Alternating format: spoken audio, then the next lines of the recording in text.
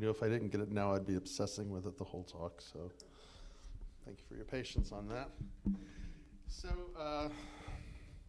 my talk today, the second in a series of Advent talks, could aptly be called something that Lee just sang in his song, which is, most things are stories that we try to sell ourselves. So I kind of want to start with that idea as a concept to play with. And sometimes I have a talk written earlier in the week, and then something will happen and it'll shift that, and a couple things happened this morning that kind of shifted that. One of them is that my friend Howard from Rogue River, good morning Howard, sent me a video of a reel of a rabbi, which happens to be the rabbi of his children who are living in the East Coast. And it was really a very delightful one, but one of the things that she talks about there is she's asking this group of people, what is the first day of Hanukkah? And what she says, and I won't get too far into this because that's another talk in a couple weeks when Hanukkah begins, is that Hanukkah always begins on the same day. But in our world, it doesn't, because it seems to shift and change. But what she talks about, she says, because we go by this weird calendar that we go by, but it's exemplified to something that I've been talking about, which is that there are many calendars that make up our life. And that we happen to live in an agreement with a calendar, which curiously is a calendar that is named after Roman emperors. And we have the Roman gods as the days of the week. So in many ways, how we keep time is in accordance with empire as a thought. And I kind of want to play that thought out a little bit. But in the Jewish calendar, it's a different kind of calendar. And in that calendar, which is a lunar calendar, Hanukkah always begins on the same day, but it's not in accordance with the Julian calendar that we use. And there are other calendars that all of us have, and one of the calendars that we also have is what's known as kind of a liturgical calendar, which puts us into this season of Advent that began last Sunday. And I was talking a little bit about that, and Mike was saying, why don't we have our Advent candles up? And that's a good question, Mike, and I don't have an answer for you quite now.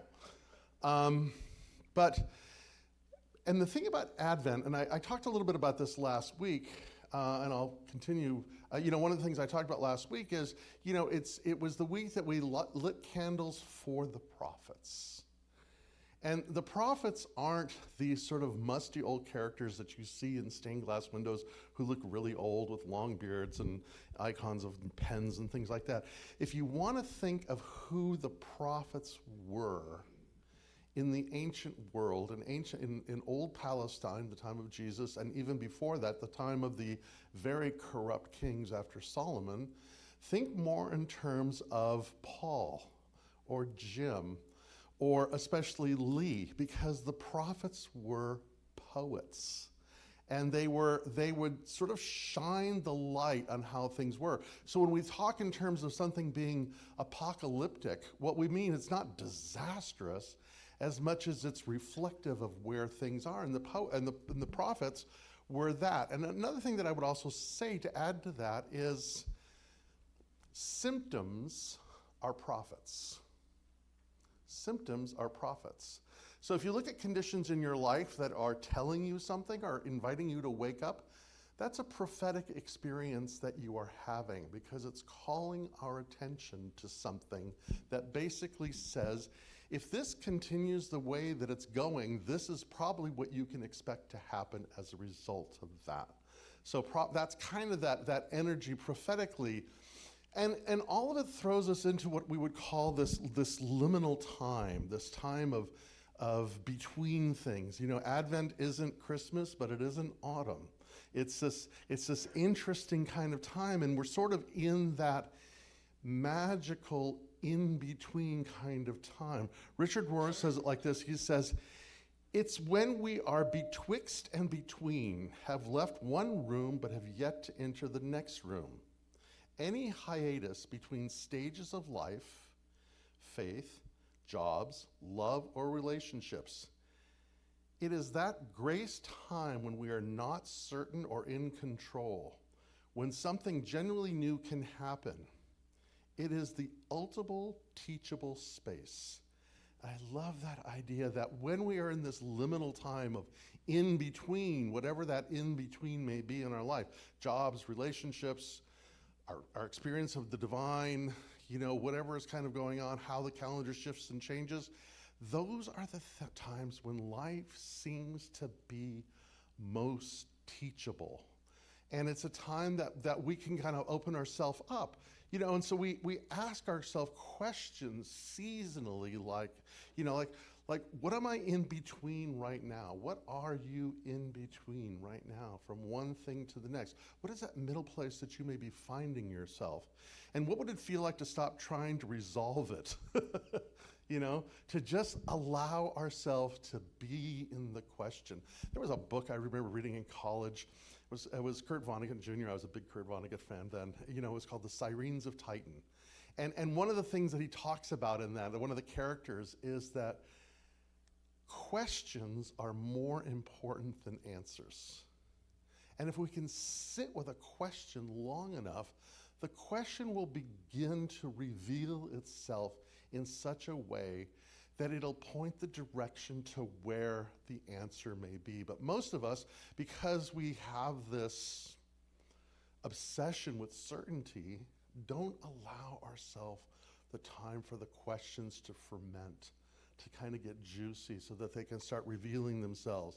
And what might emerge if I give it space? What could possibly happen? What would be different if we did? And what do I feel that the threshold, where do I feel that threshold in my body? In other words, what's wanting to be acknowledged through me, where I am and what's happening? And I think about that myself, again, this moment at the hot tub moment I had this morning at 5 a.m., where I was asking myself, what is the guiding star of my life? What are the guiding stars of that? And what I came to is that for me, it's the stories. Stories like I was sharing earlier, the story of Frodo and Sam as they're in the dark of Mordor. And they're remembering the stories of the Shire. They're remembering their friends and music and food and ale and singing and all these things. And one of the things that they talk about there is that, because then they start talking about the stories of the great heroes in that particular book. And Sam says, gosh, wouldn't that be something, these stories. And Frodo says, Sam, we're in those stories. Those stories are revealing themselves through us. Because the reality is this, is any story that touches our soul, we become part of that story. We are the next iteration of how that story is continuing to tell itself over and over again. Just like earlier to this morning I said, today we remember Pearl Harbor, because for many of us, I knew people that were part of that event and how that affected their life. But in reality, the fact of knowing them or knowing the story itself, how that affects us and how that continues to ripple. Because stories just don't begin and end. They continue to the next telling of the story and the next telling of the story. That's why myths and legends are so crucial to our journey of the soul, because they give us guiding stars or touchstones to sort of navigate our way through them. And I was thinking about this morning as I was,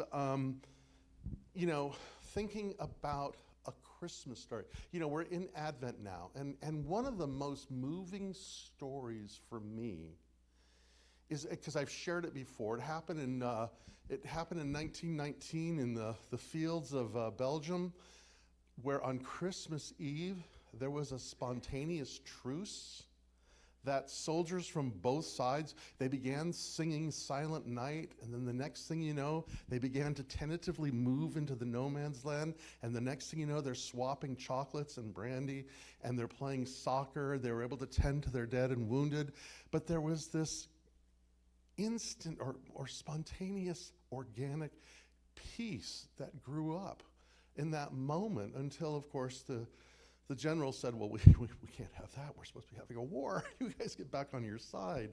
But there was this moment, and so I asked myself, how is that moment still alive within me? Because that story is so important to me. And there's a couple, I'm sitting with it right now, so I'm kind of sharing a little bit of the process, but a couple things grow out of that for me. One is how the longing for peace, the desire for peace, the cessation of war at any cost. There's this wonderful line again. So first Sundays were supposed to be Tolkien Sundays, and no one got interested or continued reading the books but me, so I'm reading them again. And Jeff, but you're only here once a month. Maybe you and I will go have an ale and talk this. But there's this wonderful part where there's a character by the name of Faramir. Faramir is a soldier. He's a part of Gondor. He's one of the great heroes there. And he talks about they had just had this battle, and there was this dead soldier lying there, and he questions. He says, did this guy, who's supposed to be my enemy, did he have a family? Did he have a wife? Did he have children? Was he really a bad guy? Or was he just kind of doing what he was supposed to be doing, and instead of being on the battlefield, just wishing he was home, tending his fields or being with the people that he loved, or whatever the case may be, right? Because there's this idea that we have to make them the enemy, but what if they're really not enemies? And there's a whole thing about that. And so for me, that's the story that I'm in.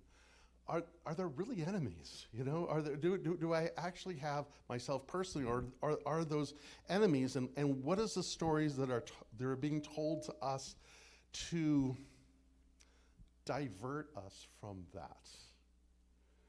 Which probably just like you, it got me thinking about St. Augustine.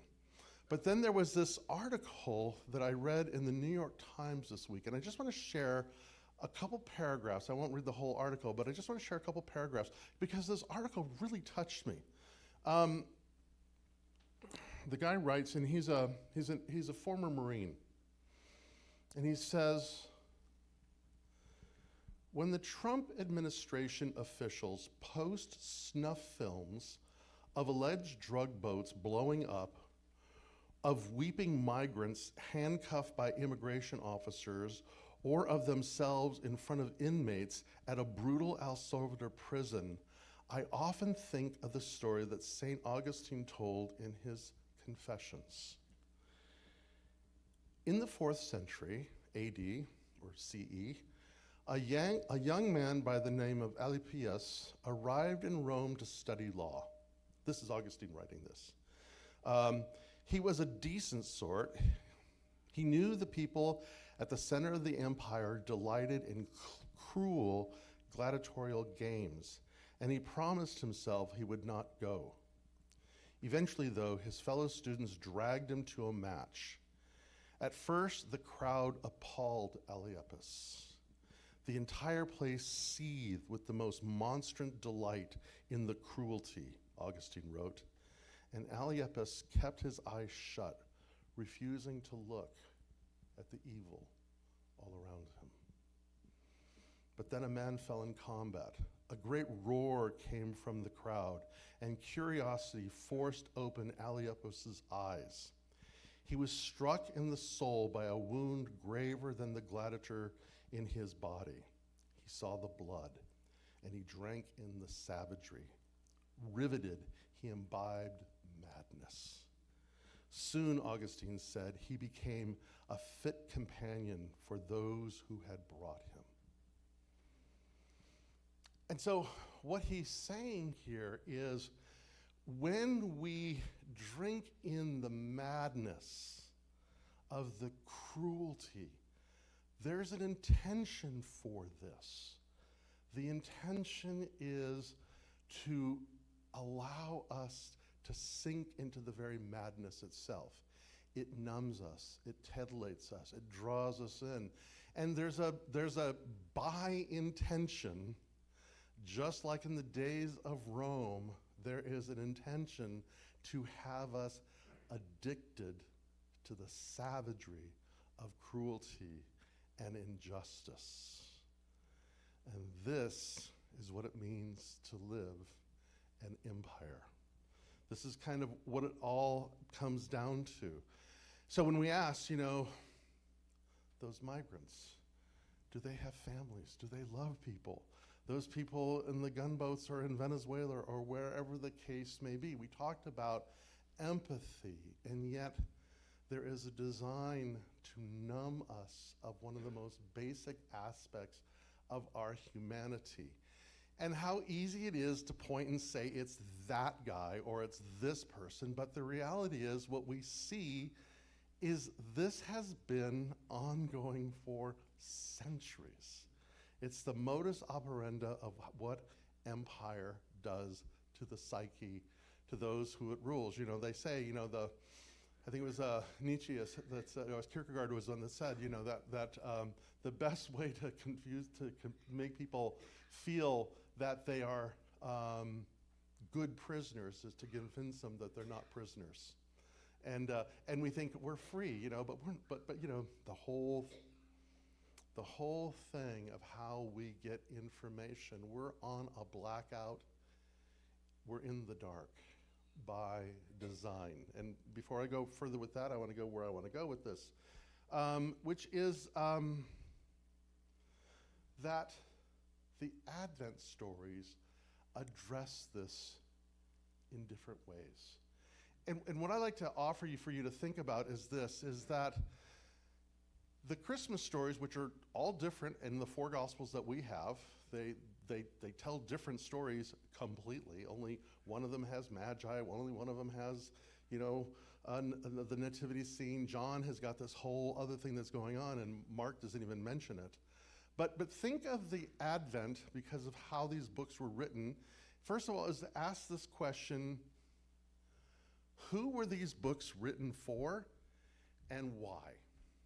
And I want to give an example of the Gospel of Matthew. And if you think of the Christmas story, think of it as a prologue. If you've ever gone to a symphony, there's an opening piece, which is the prologue, and it kind of tells you what the entire symphony is going to be. Or when you read a book, there's a prologue in a book, and it kind of sets the tone of what the whole story is going to be. And so the Gospels do this as well. And the Gospel of Matthew is written to a specific group of people. It's written to the Jews who were in diaspora, because there had been about 80 years prior to it being written, the Great Jewish War, in which the land of Palestine was finally the final solution of Rome to the Jews that were living in Palestine at the time. The temple of Herod had been destroyed and burned, and those who were not enslaved went into exile. And Matthew is writing to these people. It's said to be the most Jewish of the books. And I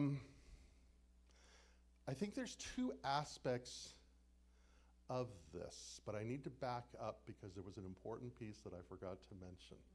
And that is Faramir, who is in the Tolkien stories. He is just. He questions. He's really an anarchist. Tolkien wasn't. Tolkien, by his own statement, said he would have been an anarchist. He despised Churchill. He referred to Churchill as a ruffian. But Faramir is sort of an anarchist because he questions the given authority of things. And in time, what you see in the story is, in order for justice to prevail, he has to break norms. He has to actually risk his life by breaking laws that were instituted for who he was. But when it came to the need of individuals, in order for something to be fulfilled, It meant that he had to sort of break away from the establishment. He was an anarchist. And Matthew tells a story very similarly, but you wouldn't see it unless, you're a nerd like myself, or you were a, first century Palestinian Jew, and you were reading the story and you would see things in it. And I want to give two examples about that and then swing that back. The first is, in the opening part of the Gospel of Matthew, you have the genealogy of Jesus, from Jesus down to Abraham. Luke has a whole other genealogy, but that's another story. You have this genealogy of the patriarchs and the great kings, and like if you were like me or whatever when you were a kid and you had the gospel throat sort of crammed down your throat and you're thinking of the genealogy, what has that to do with anything? It has a lot to do if you were a first century Jew, because you would know who these people were. These were the just. There were 4 women, mostly men, and all the women had been oppressed, 2 of them probably raped, but treated poorly, but they were redeemed. And so the very lineage, meaning that the story of how Jesus, who becomes the Christ, where he comes from, is in a tradition that was embodied by people who lived just lives. And they would have recognized this. They would have known that. There were also people who followed dreams. It's interesting, again, how the story of Matthew talks a lot about Joseph, and Joseph takes Jesus to Egypt, because first century Jews would have known that the descendant of Abraham, Joseph, brings his people to escape a famine. He brings them into Egypt, and they come out of Egypt, and Jesus does too, and I won't get into all the nerdy stuff about that. But the point is that the very essence of where the story continues, because it's not a one-offer, it's Jesus in this story comes to embody the continuation of a story that began with Abraham, that was about justice, and that was about compassion, and was about how one lives, and all of them had to escape or break laws in order for them to achieve the mission that they were being drawn to. Does that make sense when I'm saying that? Another story about that is this. The Magi. Now, we all know the Magi story, right? The 3 kings, we 3 kings of Orient are, blah, blah, blah, blah, blah, and all that other. I always sing that, tried to smoke a rubber cigar. Remember that? We 3 kings of Orient are, tried to smoke a rubber cigar. It was loaded, it exploded, now we're in yonder star. But, so, this is unmedicated ADD. But in this story of the Magi, so the Magi are foreign individuals, of course. And they come to the court of Herod. And Herod, by the way, historically, he's a horrible person. He truly is historically. He killed most of his children and his wife so that he could achieve power. He wasn't even really a Jew. He was from an area, he was an Edomite. But Mark Antony, was the one who convinced Caesar to put Herod on the throne. And the Jews hated him.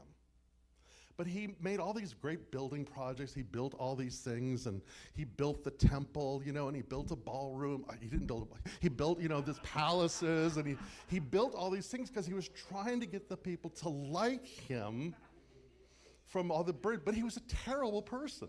He was really, because he was just driven by power. So the Magi come to Herod, and they're like, and Herod. And it's interesting in the Gospels because it's usually the enemies of Jesus who call him the King of the Jews. It's like, where is he? Where can we go? So find him, and when you find out where he is, tell me so that I can go there, because he's so trustworthy. So they go and they find Jesus, but they have a dream. And the dream says, don't tell Herod. Go home another way.